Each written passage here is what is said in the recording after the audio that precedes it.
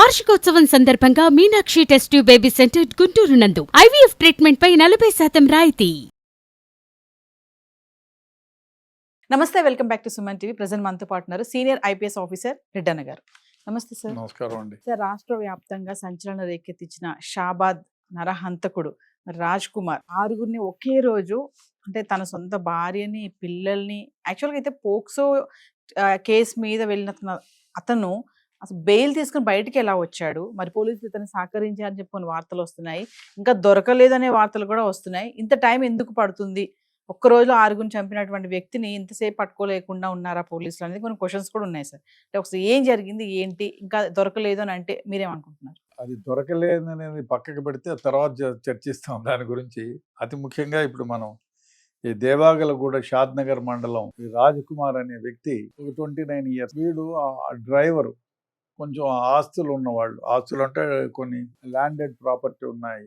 వీడికి లేని వ్యసనం అంటూ లేదు. సప్త వ్యసనాలకు కేర్ ఆఫ్ అడ్రస్ వీడు. ముఖ్యంగా వీడి భార్య, అతని భార్య సరిత ఈయనకంటే ఒక 4-5 ఏళ్ళు పెద్దది.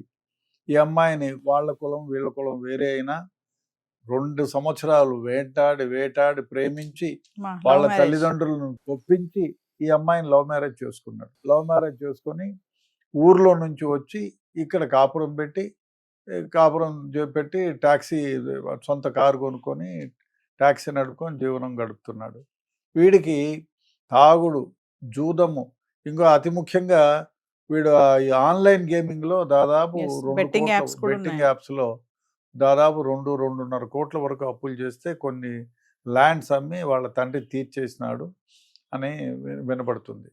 ఆ తర్వాత ఈ అమ్మాయిని పెళ్లి చేసుకొని 2 పిల్లలు, 4 ఏళ్ల పిల్లోడు, ఇంకో 2 ఏళ్ల పిల్లోళ్ళు 2 ఉన్నారు. సో ఈ విధంగా ఉంటే వీళ్ళ ఎదురింట్లోనే ఒక 17 ఏళ్ల అమ్మాయి, ఆ అమ్మాయిని వీడు లవ్ చేయడం మొదలుపెట్టినాడు.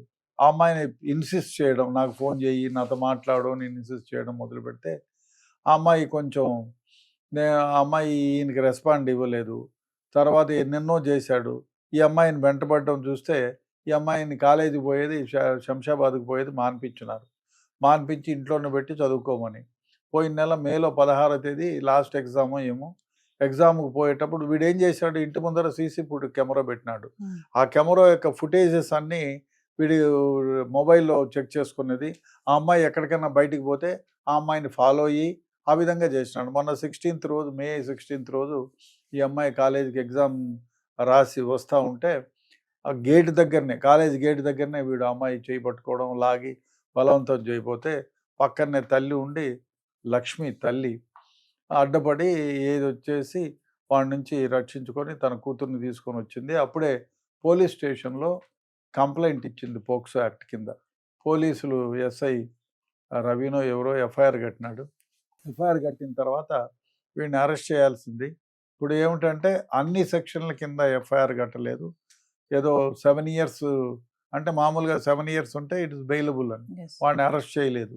అరెస్ట్ చేయకపోతే వాడేం చేసినాడు, కోర్టుకు పోయి యాంటిసిపేటరీ బెయిల్ తెచ్చుకున్నాడు. అంటే ముందస్తు బెయిల్, అరెస్ట్ కానికుండా పోలీసులతో తెచ్చుకున్న రోజే పకడ్బందీగా ప్లాన్ చేసుకొని ముందు వీళ్ళందరినీ నా పైన కేసు పెడుతుందా ఆ అమ్మాయి వాళ్ళ తల్లిదండ్రులు అని చెప్పాడు. ఇంకో విషయం ఏమంటే ఇప్పుడు కొత్తగా ఇతను ఈ రాజకుమార్ అనే వ్యక్తి ఈ అమ్మాయి తండ్రి ఎవరైతే ఉన్నారో అతనికి తాగుడు అలవాటు ఉంది. అతన్ని కారులో ఎక్కించుకుపోయి తాపి తీసుకొచ్చి ఇంట్లో వదిలిపెట్టినారు. వదిలిపెడితే ఆ గురక పెట్టే అలవాటు ఉంది అతనికి.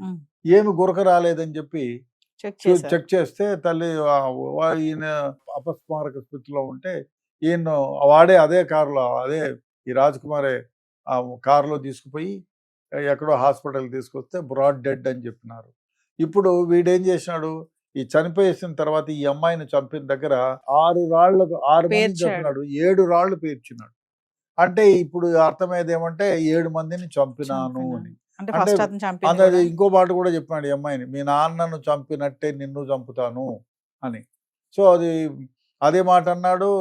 అదేవిధంగా లక్ష్మితో కూడా అన్నాడు, నీ మొగుడిని ఎట్లా చంపినానో నేను అట్లా నిన్ను చంపుతాను. సో అతన్ని కూడా వీడు బయటికి తీసుకెళ్ళి తాగిన తర్వాత దాంట్లో బ్రాందీలోనో విస్కీలోనో ఏదన్నా విషం కలిపి ఇచ్చి చంపేశాడా అనేది కూడా ఇన్వెస్టిగేషన్లో తేలాల్సి ఉంది.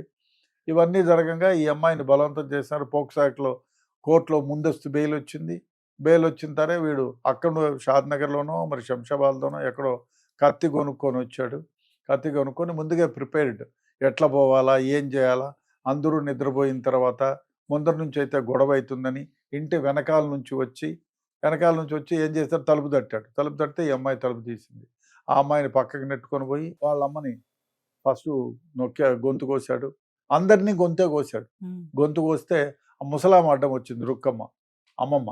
ఆమెని చంపేశాడు. చంపేసి ఈమెను బలవంతం చేసి తీసుకెళ్ళాడు 5 కిలోమీటర్లు ఊరు 5 బయట. కిలోమీటర్లు తీసుకెళ్ళి అక్కడ తీసుకెళ్ళి చంపాడు అమ్మాయిని. అక్కడ ఆ అమ్మాయిని చంపాడు. ఇప్పుడు ఏముంటే అర్థమవుతుందంటే, అందరినీ చంపేశాను, నువ్వు నాకు ఒబ్లైజ్ చెయ్యి, నాతోనే ఉండిపో అచ్చా. అని చెప్పింటాడు. ఆ అమ్మాయి ఆ ఒప్పుకోకుండా అమ్మాయిని ఉంది. ఎత్తుకెళ్ళిపోదాం అనుకున్నాడు. ఎత్తుకెళ్ళిపోయి వాడు మొదటి నుంచి అంటున్నాడు భార్యతో కూడా, ఆ పిల్ల ఇష్టం నాకు, దానిలాగా ఉండాలా. అదే కాకుండా వానికి ఈ ఒక్క అమ్మాయితోనే కాదు, ఎవరిని చూసినా ఆ అమ్మాయి నాకు కావాలా అని మనస్తత్వంతో చాలా మందితో మాట్లాడినాడని భార్య చెప్తుంది.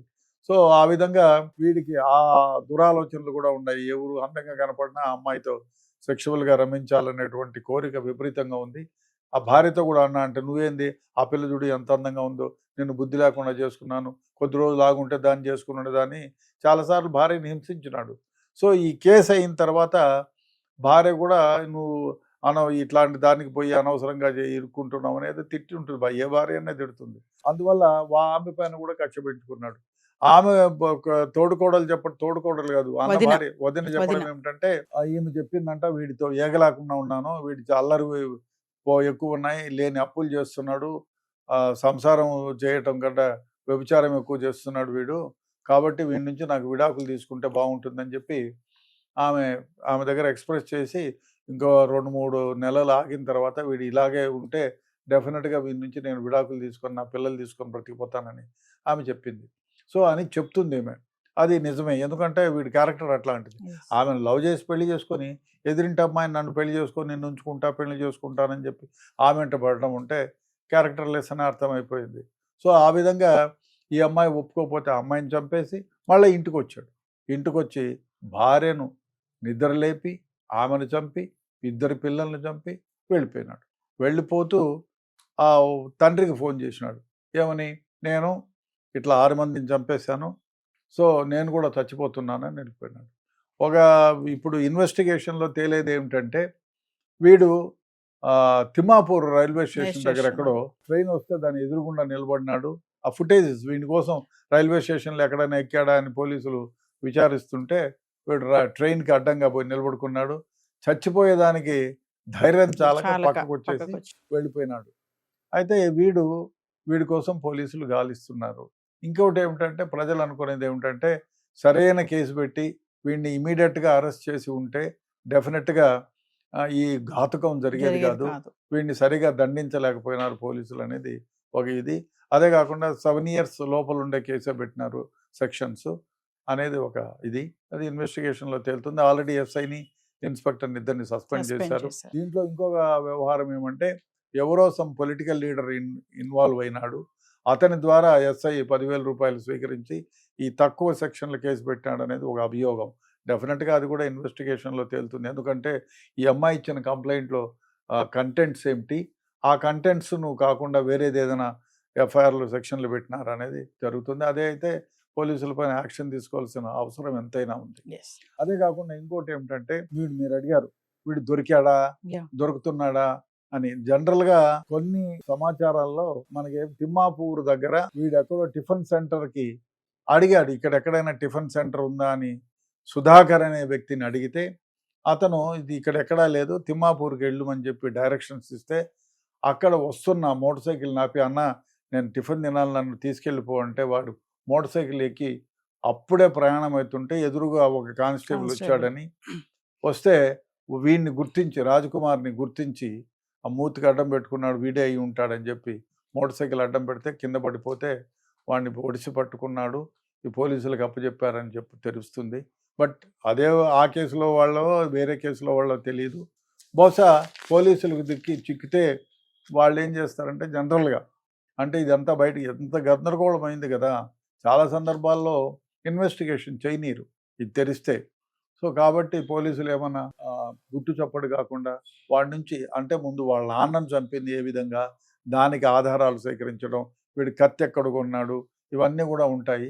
ఇవన్నీ కూడా ఇన్వెస్టిగేషన్ చేయడానికి ఈ సీసీ ఫుటేజులు అన్నీ ఉన్నాయి కదా, వాడు ఏ గంటలో ఎక్కడెక్కడ ఉన్నాడు, ఏమేం చేశాడు, వీడు ఇంతకు క్రితం ఏమేం చేశాడు, ఇంత క్రితం కూడా ఏమైనా చేశాడు, ఈ కత్తి ఎక్కడ కొన్నాడు, ఈ అమ్మాయిని ఈ విధంగా చేసినప్పుడు ఎవరిన విట్నెస్లు ఉన్నారా, ఇవన్నీ వాడిని ఇంట్రాగేట్ చేస్తూ ఉంటారు. అందువల్లనే వీడు దొరికినా దొరకలేదని చెప్తున్నారనేది కొందరు చెప్పిన వ్యవహారం. చూడాలి. డెఫినెట్గా ఇదే తిమ్మాపూర్ దగ్గర సుధాకర్ చెప్పిన ప్రకారం అయితే డెఫినెట్గా ఈ ముద్దాయి పోలీసుల కస్టడీలోనే ఉండి ఉంటాడు అనేది అందరి అనుమానం. తప్పేం లేదు, ఉంటే ఉండొచ్చు. ఇంకోటి ఏమిటంటే, ఒకవేళ ఉన్నాడు అంటే ప్రజలకు తెలిసిపోయి ప్రజలంతా, ఎందుకంటే తీక్షమైన కోపంలో ఉన్నారు, ఆ పోలీస్ స్టేషన్ పైకి దండెత్తిపోయి వాడిని ఈడ్చి ముక్కలు ముక్కలుగా అక్కడే నరుకుతారు. అప్పుడు లా అండ్ ఆర్డర్ ప్రాబ్లం వస్తుంది. పోలీసులు ఎలాగో వాడిని చంపడానికి అర్హుడే, వాడు ఎవరైనా వాడిని బజార్లో నిలబెట్టి చంపడానికి అర్హులైన వ్యక్తి కాబట్టి. ఇంకో అపవాదం ఏమనిపిస్తుందంటే, ఒకవేళ పోలీసులు దొరికినాడు, పోలీసుల దగ్గర ఉన్నారంటే కట్టలు తెంచుకున్న ఆగ్రహంతో ప్రజలంతా ఏకంగా పోయి వాడిని పోలీస్ స్టేషన్ నుంచి లాగి చంపుతారు. అదే జరిగితే రేపు పొద్దున్నే వేరే వాళ్ళని కూడా ఎవరినైనా అరెస్ట్ చేస్తే ఇది జరుగుతుంది, అరాచకం అయిపోతుంది. ఆ ఉద్దేశంతో పోలీసులు ఇతని గురించి ఆచూకీ చెప్పకుండా పోయిండొచ్చునేమో అనేటువంటిది నా అభిప్రాయం. అది కూడా ఉండొచ్చు. అదే కాకుండా కొన్ని కేసులో కీలకమైనటువంటి ఆధారాలు, ఇప్పుడు చంపినప్పుడు ఎవరు చూసిన వాళ్ళంతా చనిపోయినారు కాబట్టి దీంట్లో ఆధారాలు సేకరించాలి, పకడ్బందీగా కేసు పెట్టాలి అనే ఉద్దేశంతో డెఫినెట్గా దీన్ని గుట్టుగా కూడా ఉంచుండొచ్చు. బహుశా మొత్తం విచారించిన తర్వాత వాడిని అరెస్ట్ చూపిస్తారు. లేదా వాడు ఏదైనా ఇప్పుడు ఇంతమందిని చెప్పినప్పుడు పోలీసుల పైన కూడా తిరుగుబాటు చేయవచ్చు, వాళ్ళపైన కూడా కత్తి తీసుకొని చూసొచ్చు. లేదు ఆ కత్తి ఎక్కడ పడేసవచ్చు, వాని దగ్గర కత్తి ఉండదు కదా, ఎక్కడో పడేసి ఉంటాడు, ఎక్కడో ఉంది కత్తి చూపిస్తానని చెప్పి బయటికి తీసుకెళ్ళి వెంటొచ్చిన పోలీసు వాళ్ళని కూడా తుపాకీ లాక్కొనో ఇంకోటో చేస్తే గత్యంతరం లేని పోలీసులు డెఫినెట్గా కాల్పులు కూడా జరిపే అవకాశం ఉంది. కాబట్టి వాడు దొరికిన విషయం ఇంతవరకు తెలియదు, దొరికే ఉండొచ్చు. ఈ కొన్ని కథనాల ప్రకారం దొరకపోయినా వాడిని వదిలిపెట్టరు, ప్రజలు వదిలిపెట్టరు. ఎక్కడైనా దొరికితే ప్రజలు వాడిని కొట్టి చంపుతారు, లేదా పోలీసులు అరెస్ట్ చేసి జైలు. అంటే చివరిగా ఒక ప్రశ్న సార్, అంటే ఎన్కౌంటర్ చేసే అవకాశాలు కనిపిస్తున్నాయి అనుకోవచ్చు అంటారు? ఎన్కౌంటర్ అంటే పోలీసులు నిలబెట్టి కాల్చేది ఉండదండి. ఇప్పుడు ఇంత నిర్దాక్షిణ్యంగా 6 మందిని చంపిన వ్యక్తి సొంత భార్యను ముక్కుపచ్చలారని ముద్దుగారే పిల్లల్ని 2 చంపినాడంటే వాడు పోలీసులనైనా చంపడానికి వెనుకాడు. కాబట్టి పోలీసుల పైన కత్తి దూచడము, వాడు ఎట్లాంటి క్యారెక్టర్ అంటే నేను చచ్చినా పర్వాలేదు ఇటువంటిని కూడా చంపుతాననే ఉద్దేశంతో పోలీసుల పైన తిరుగుబాటు చేసి వాళ్ళ దగ్గర ఉండే తుపాకులు పెరుక్కోవడమో, లేకపోతే లోపల ఎక్కడైనా వస్తువు పెట్టుకుని పోలీసులను అటాక్ చేసేదానికి ప్రయత్నిస్తే పోలీసులు డెఫినెట్గా కాల్చి చంపేటువంటి ఆస్కారం చాలా ఎక్కువ. Thank you.